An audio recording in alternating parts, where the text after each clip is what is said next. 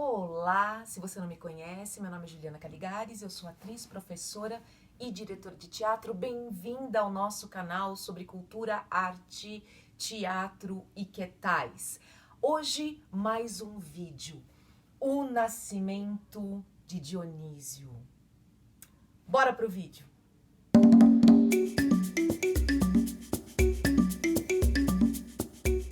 Dionísio.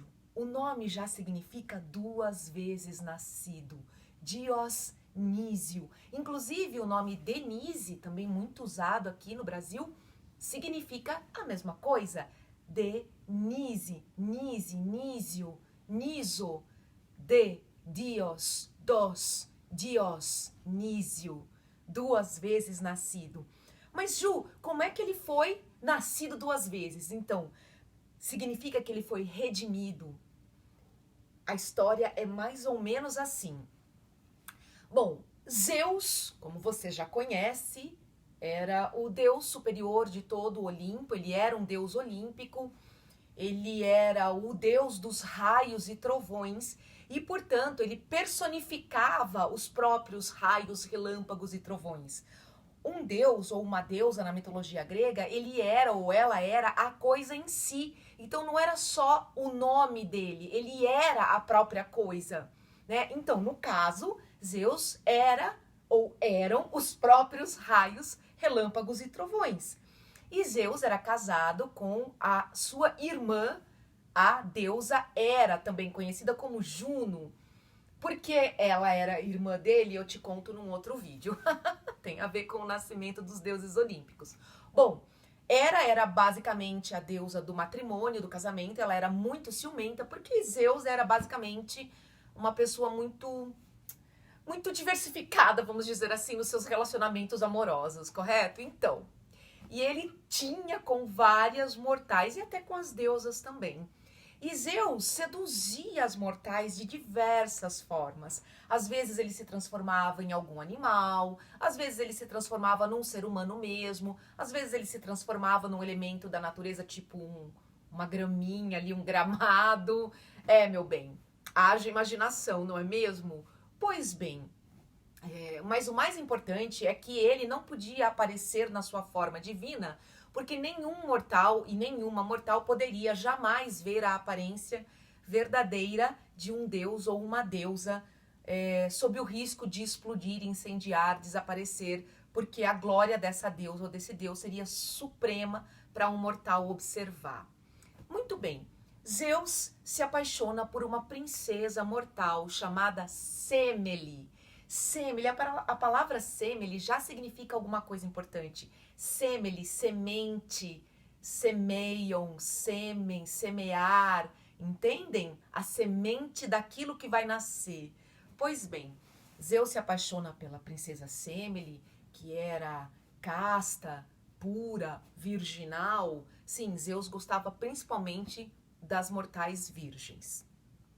Pois bem, aí então ele seduz a princesa Semele, se transformando num belo cisne. E eles têm uma relação amorosa, ele em forma de cisne e ela sendo ela mesma. E nessa relação amorosa ele acaba fecundando a princesa Semele, ele engravida a princesa Semele.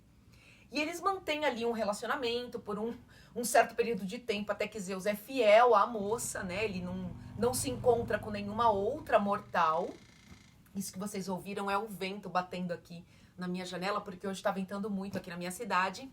Mas continuando, também pode ser um efeito de Zeus enquanto conta essa história.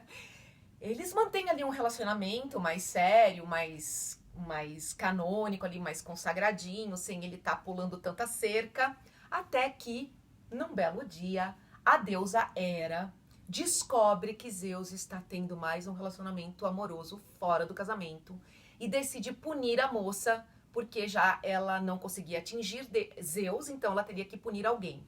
Ela se transforma numa aia, né, numa princesa, numa dama da corte ali da princesa, e se mistura ali com as criadas do castelo, do palácio da princesa Semele, e sorrateiramente um dia conversa com a moça na sua alcova, dizendo para ela que descobriu que aquele namorado dela que subia no balcão, pulava a sacada e vinha ter com ela à noite, não era nada mais, nada menos, ninguém mais, ninguém menos do que o próprio Zeus em pessoa.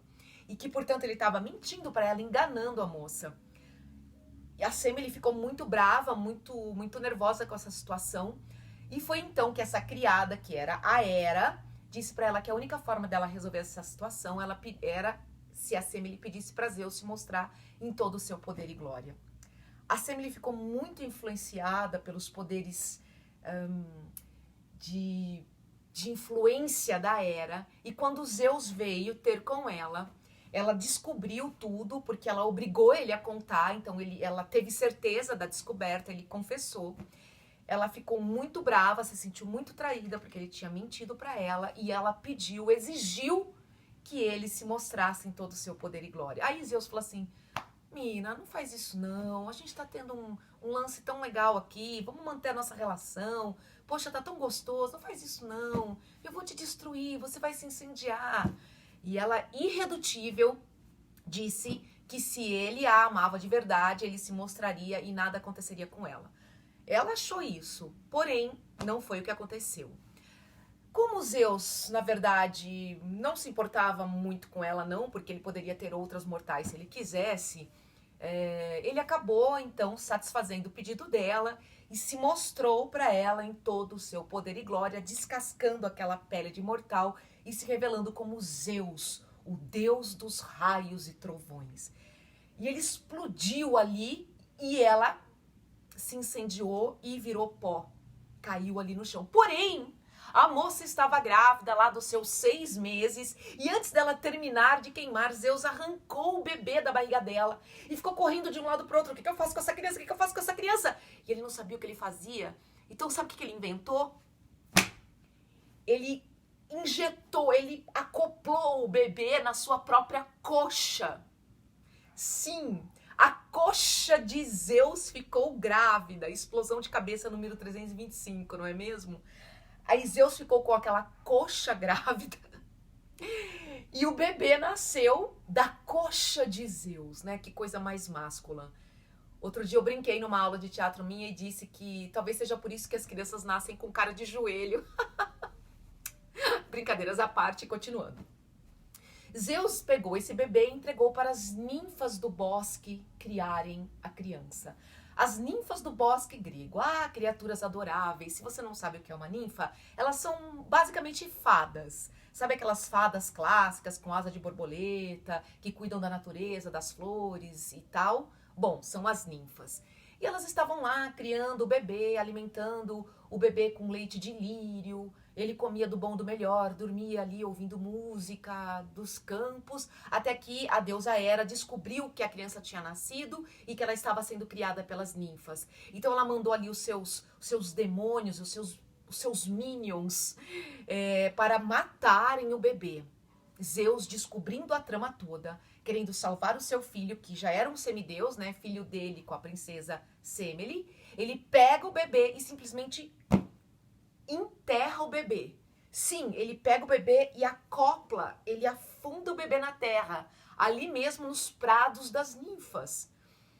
E ali onde ele enterra o bebê, nasce uma planta, uma flor muito linda, toda bojuda, assim, com muitas camadas, parecendo um repolho, uma flor de lótus, uma flor bojuda, cheia de muitas pétalas e bem grande. Os minions da Hera não encontram o bebê. Eles não sabem o que aconteceu com a criança. E depois que eles vão embora e a Hera decide que ela não quer mais essa vingança, porque também ela esqueceu e passou para outra, e também porque talvez os Minions tenham mentido para ela dizendo que eles mataram o bebê, é possível, a flor se abre e dela nasce a criança, o bebê, que passou a ser conhecido como Dionísio, 2 vezes nascido. Para que ele não sofresse mais nenhum ataque sem saber se proteger, Zeus fez com que o bebê tivesse o poder de amadurecer muito rápido. Então, logo em seguida, pouco tempo depois, ele já se tornou um semideus adulto e se tornou também o deus do vinho da bebida, do vinho, do teatro e da poesia teatral. Evoé Dionísio. Aliás, se você quer saber por que se diz Evoé Dionísio, eu vou deixar um cardzinho aqui e também na descrição, porque eu já comentei sobre isso em outro vídeo. Bom, se você gostou dessa história, escreve aqui nos comentários, porque eu pretendo fazer mais vídeos sobre mitologia e outras histórias que formam um inconsciente coletivo do mundo ocidental. Me diz aqui para eu saber se você gosta desse tipo de vídeo. Um beijo e até a próxima. Tchau!